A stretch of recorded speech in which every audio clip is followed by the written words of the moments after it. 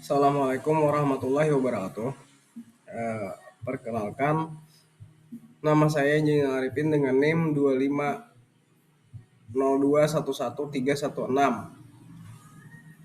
Pertama-tama saya mengucapkan terima kasih banyak kepada Bapak dosen Irfan Maulana Esos MA yang telah memberikan saya kesempatan untuk menyampaikan presentasi manajemen risiko dalam menghadapi perekonomian untuk memenuhi nilai ujian akhir semester saya mata kuliah bahasa Indonesia.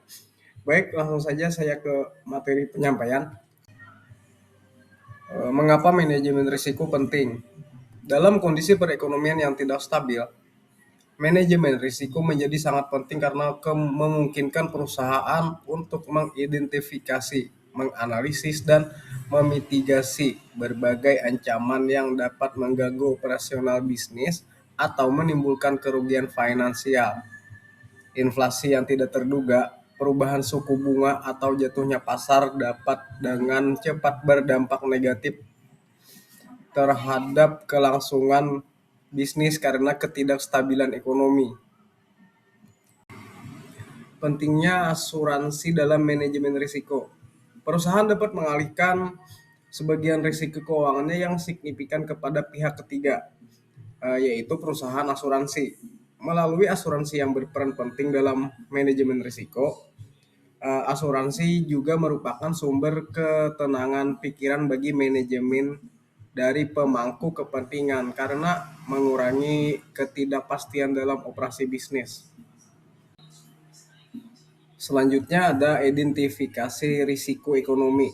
Eh, Identifikasi risiko ekonomi merupakan langkah awal dalam manajemen risiko yang bertujuan untuk mengenali berbagai potensi ancaman yang dapat berdampak pada stabilitas. Identifikasi risiko ekonomi terbagi tiga, yaitu pertama ada daya beli konsumen dapat menurun dan biaya produksi dapat meningkat seiring dengan kenaikan harga barang dan jasa. Yang kedua ada fluktuasi suku bunga dapat berdampak pada biaya pinjaman dan investasi sehingga mengakibatkan penurunan likuiditas perusahaan dan keuangan. Yang terakhir, iklim usaha dapat dipengaruhi oleh kebijakan pemerintah, perubahan peraturan, atau ketidakstabilan politik. Sekarang di Indonesia sudah memang hal-hal politik sangat berkaitan dengan uh, setiap karya perusahaan, terutama di industri yang memiliki peraturan ketat. Di slide kelima ini ada kepemimpinan manajemen risiko, visi strategi yang jelas untuk manajemen risiko dalam organisasi ditetapkan oleh para pemimpin yang efektif. Terus ada pemimpin bertanggung jawab untuk membangun budaya risiko yang positif dalam organisasi di mana setiap karyawan memahami pentingnya manajemen risiko. Selanjutnya mengukur dampak dan probabilitas. Gangguan kerusakan dan keterlambatan pengiriman dapat disebabkan oleh risiko yang berdampak pada operasional perusahaan. Terus ada dampak jangka panjang akan sulit diperbaiki jika reputasi perusahaan rusak, termasuk hilangnya kepercayaan pelanggan dan investor. Terus ada suatu perusahaan mungkin terpaksa mengubah strategi bisnisnya karena adanya risiko yang berdampak signifikan.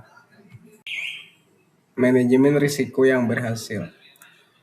Sektor teknologi menjadi tempat di mana perusahaan-perusahaan global yang beroperasi secara global berhasil mengatasi gejolak perekonomian akibat krisis keuangan global dengan menerapkan manajemen risiko yang efektif.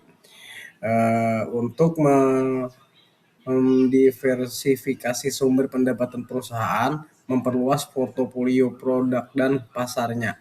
Karena operasi mereka tersebar di berbagai negara, mereka menerapkan strategi lindung nilai untuk melindungi nilai tukar mata uang. Terakhir ada strategi mitigasi risiko.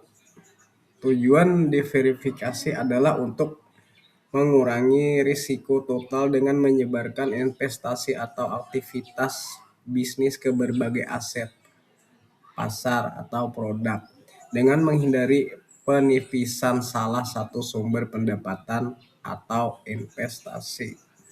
Kemudian perusahaan dapat melindungi dirinya dari fluktuasi harga yang tidak diinginkan atau perubahan nilai tukar dengan menggunakan strategi lindung nilai. Pengalihan risiko kepada pihak ketiga, khususnya perusahaan asuransi, merupakan bagian dari asuransi yang merupakan strategi manajemen risiko. Mungkin saya langsung ke kesimpulan presentasi. Kesimpulan presentasi saya ini adalah presentasi ini diakhiri dengan menyoroti pentingnya manajemen risiko dalam mengelola gejolak dan ancaman perekonomian. Agar efektif dalam manajemen risiko, organisasi harus secara proaktif mengidentifikasi, mengukur, dan mengelola risiko melalui strategi seperti diversifikasi lindung nilai dan asuransi dengan membangun budaya risiko yang positif, komunikasi yang jelas, dan kolaborasi lintas disiplin. Sekian dan terima kasih presentasi saya pada hari ini.